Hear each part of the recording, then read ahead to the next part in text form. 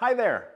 In this video, we'll be covering the truth about book ghostwriting services. There are lots of unscrupulous people in the book world, and these tips could help you avoid getting caught in a scam. By the end of this video, you will learn why not all ghostwriting companies are the same, and the importance of transparency when choosing a ghostwriter. And stay tuned until the end of the video for a free resource I think you're really going to enjoy.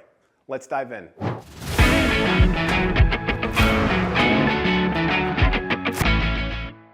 It's easy as you're thinking about working with a book ghostwriter to go on Google, type in book ghostwriting services, and find a company that seems trustworthy. You reach out to them, connect with them, and you recognize on the website they have lots and lots of people working for them. There's a level of respect, there's a level of trust built in that doesn't necessarily come when you're seeking out individual people. But not all companies are the same. It's very easy to find ghostwriting companies that won't use your money for ghostwriting support. Your money will go to other things. Your money will go to advertising.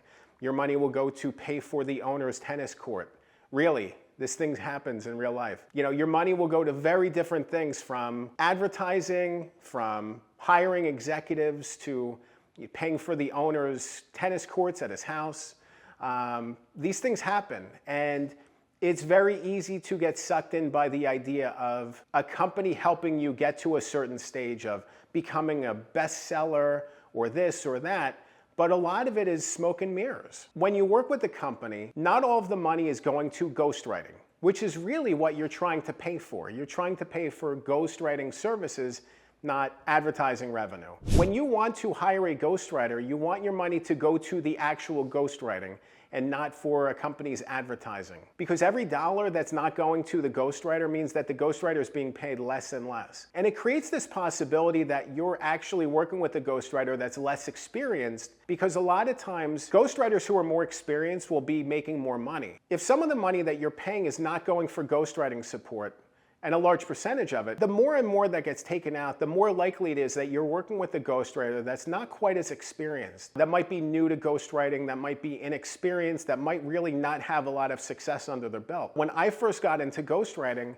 I worked with firms and companies that did this kind of support. I thought it was a great way for me to establish myself, to get leads, to kind of do some of the legwork that I wasn't comfortable with or good at doing myself. But I remember some of the early projects I did, and I was making $6,000, $7,000, and the clients were paying $25,000, $30,000, $40,000. They expected the best. They expected high quality work. And look, I was really proud with the work I was giving them, but I was still finding my way. And I think about all the money that wasn't going to me, that was going somewhere else. That's disappointing. When you think about the client's money being spent in those ways, it's disheartening. It really is, and that's what I want to avoid for you. If you end up engaging with a company, transparency is key. There are some really good and respected ghostwriting companies out there. Gotham Ghostwriters is one of them. It's a very respected group. And another one is Reedsy. Reedsy is another great outlet, and it's a marketplace where you can find book professionals.